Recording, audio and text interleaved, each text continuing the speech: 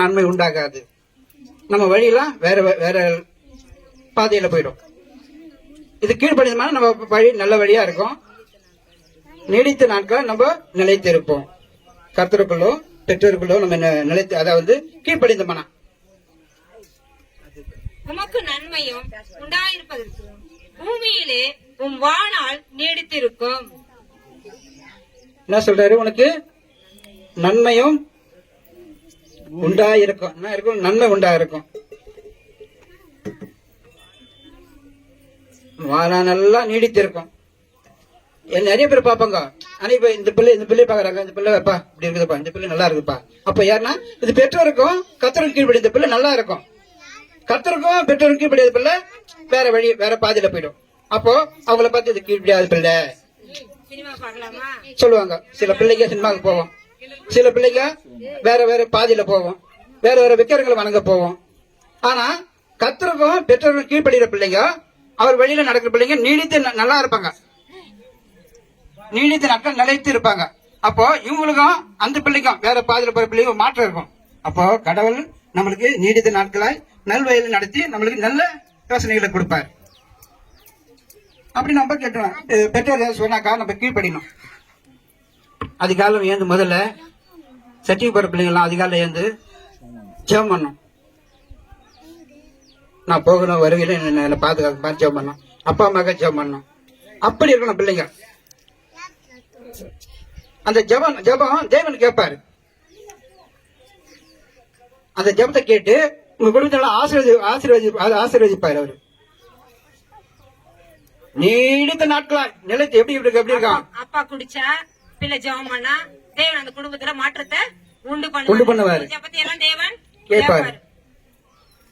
அப்படி அப்பா தவறு செய்யற சரி, நான் எப்ப பாரு சண்டை வந்துனே இருக்கும்.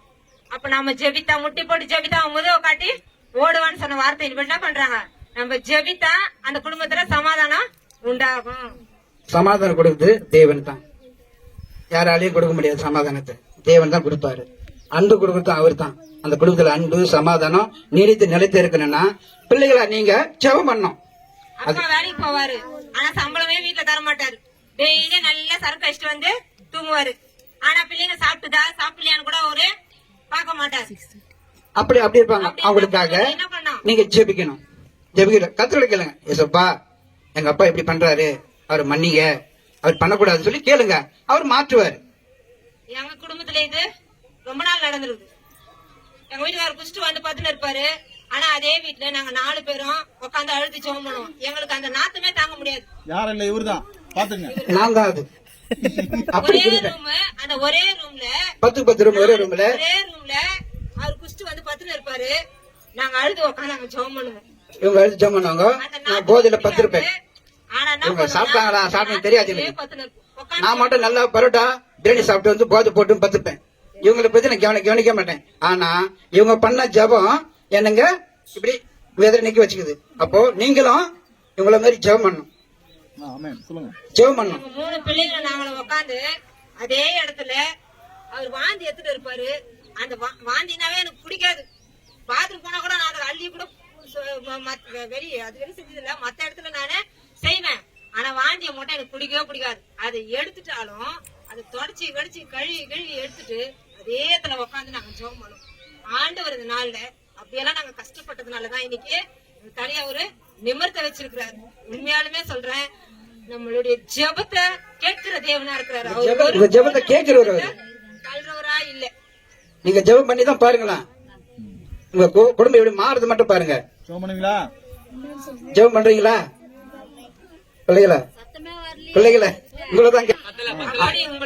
அப்பா குடிய மட்டும் இல்ல, கடன் பிரச்சனைக்கு குடி மற்றும் உங்க வீட்டுக்கும் பக்கத்துல சண்டை எதுவாக இருந்தாலும் நீங்க ஜெபம் பண்ணுங்க. அந்த ஜெப தேவன் கேட்பாரு. கேட்டு உங்களுக்கு ஒரு விடுதலை கொடுப்பாரு, சமாதானம் கொடுப்பாரு. உங்களுக்கு அன்பா இருக்கும், சமாதானமா இருக்கும். எண்ணி மனித அதிசயங்களை செய்யறவர் அவரு நம்ம தேவன். அதனால உங்களுக்கு தனியா ஜெபம் பண்ண கஷ்டமா இருந்தா கூட ஆண்டிகிட்ட வெள்ளிக்கிழமையோ ஞாயிற்றுக்கிழமையோ நடக்கிற பிரேயர்ல வந்து நீங்க எழுதி எடுத்துன்னு வந்து எங்க குடும்பத்துக்கு அண்ணாள் சிஸ்டரும் ஐசக் பிரதரும் இங்க நடக்குது வந்து நீங்க சொல்லுங்க, எங்களுக்காக ஜெபம் பண்ணுங்க, எங்க அப்பா அம்மாக்கு ஜெபம் பண்ணுங்க சொல்லுங்க.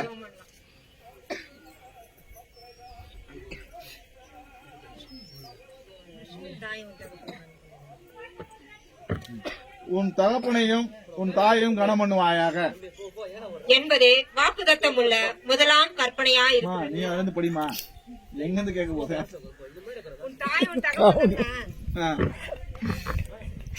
உன் தாயும் கனம் பண்ணுவாக என்பதே வாக்குத்தத்தம் உள்ள முதலாம் கற்பனையா இருக்கிறது. இயேசு என்ன சொல்றாரு? இதுதான் முதல் கற்பனையே. இந்த கற்பனையை தான் நம்ம கடைபிடிக்கணும். இத முதல்ல நீங்க கடைபிடிக்கணும். இத பிடிச்சீங்கன்னா போதும். இதை அப்புறம் பிடிச்சீங்கன்னா நம்ம மத்தவங்களுக்காக ஜெபம் அடுத்தடுத்து உங்களுக்கு மாற்றமே வர உங்க வழியே வர மாதிரி எல்லாத்தையும் நீங்க ஸ்கூல் படிக்கிற பிள்ளைங்க எல்லாம் பாஸ் பண்ணுவீங்க. ஜாம் பண்ணிட்டு போய் பாருங்களேன். ஜாம் பண்ணிட்டு போய் எக்ஸாம் எழுதுங்களா, பாஸ் பண்ணுவீங்க. ஜாம் பண்ணிட்டு போங்களா, அந்த காரியம் நடக்கும். நம்ம ஜெபம் கேட்பார் தேவன். அங்க வரவனுக்கு அந்த ஜெபத்தை கேட்டு அவங்களுக்கு என்ன தேவையோ நீ என்ன கேட்கறியோ அது கொடுப்பாரு. நம்ம தேவன் கொடுக்கிறவர். கொடுங்கறவர் இல்ல. கரெக்டா சொல்லுங்க. தேவன் கொடுக்கிறவர், அவர் எடுத்துக்கொள்றவர் அல்ல. நம்ம ஜெபித்தா நடக்கும். நம்ம ஜெபிக்கல நடக்காது. பண்ணுவோமா? காலையில எழுந்த உடனேயும் முகம் கழுவிக்கிட்டு தண்ணி குடிச்சிட்டு என்ன பண்ணா? ஜெபம் பண்ண உட்காந்து. எல்லா சின்ன பிள்ளைங்கள செய்வீங்களா? இன்னில இருந்து எத்தனை நாள் செஞ்சீங்களோ செய்ய தெரியாது. இன்னில இருந்து நாளையில இருந்து என்ன பண்ணா? நாளையில இருந்து காலையில தூங்கி எழுந்த உடனே முகம் கழுவிட்டு தண்ணிய குடிச்சிட்டு உட்காந்து ஒரு வசனத்தை படிச்சு ஜெபம் பண்ணும். சரிங்களா? கர்த்தர் தாமே இந்த வார்த்தையோட உங்களோட இருந்து உங்களை ஆசீர்வதிப்பாராக. கோழி பறந்து ஜெபிக்கணும். சரிங்களா? நீங்க தான் ஆலயம். இந்த ஆலயம் பரிசுத்தமான ஆலயம்.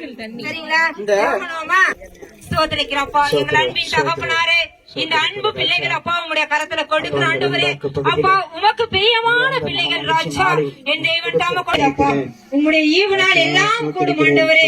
இந்த நாள் ஆண்டவரே, அப்பா இந்த விபிஎஸ் ஆண்டவரே, இது ஆயத்தப்படுத்தின சகோதரி சகோதரன் உங்களுடைய கரத்துல கொடுக்கிற ஆண்டவரே, இந்த சிறு பிள்ளைகள் மத்தியில் ஆண்டவரே உங்களுடைய பலத்த கரமும் உங்களுடைய பலத்த செய்கையும் காணப்படட்டும் ஆண்டவரே. தெரியட்டும் ஆண்டவரே. அல்லேலூயா ஆண்டவரே. ஏசப்பா இந்த பிள்ளைகளை கொண்டு உங்களுடைய நாமத்தை நீர் மகிமைப்படுத்தும்படியாக ஜெபிக்கிறேன் ஆண்டவரே. அப்பா இந்த சிறு பிள்ளைகள் உமக்காக வைராக்கியத்தோடு வாஞ்சியோடு நிற்கத்தக்க பலத்தை நீர் ஒவ்வொரு பிள்ளைகளுக்கும் கொடுங்க ஆண்டவரே. அப்பா ஒரு எசேக்கியேலை போல, ஒரு அப்பா தேவன் தாமே யோபு போல ஆண்டவரே, அப்பா ஒரு தீர்க்கதரிசி ஆண்டவரே, எஸ்தரை போல ஆண்டவரே, அப்பா தேவன் தாமே அப்போஸ்தலனாகிய பவுலை போல, இந்த அப்பா தேவன் தாமே ஒவ்வொரு எலியாவை போல ஆண்டவரே, எலியா ஜெபித்தார் அக்கினி இறங்கினது அல்லவா? அப்படியா இந்த பிள்ளைகள் மத்தியில அந்த அரண்மனை வைத்து பலப்படுத்தும்படியாக ஜெபிப்பேன் என்று சொன்ன பிள்ளைகளை ராஜா, அப்பா நீ பிள்ளைகளோட பேசுங்க ராஜா, பிள்ளைகளை தொடுங்க ராஜா. சோதரிக்கிறோம் ஆயத்தப்படுத்துற பிள்ளைகள் மத்தியோட பலத்த கரம் இருக்கட்டும். உடனே பிள்ளைகளை நீர் ஆசீர்வதித்து வழிநடத்துங்க. இந்த பிரசன்னம் அல்லேலூயா, அல்லேலூயா, அல்லேலூயா.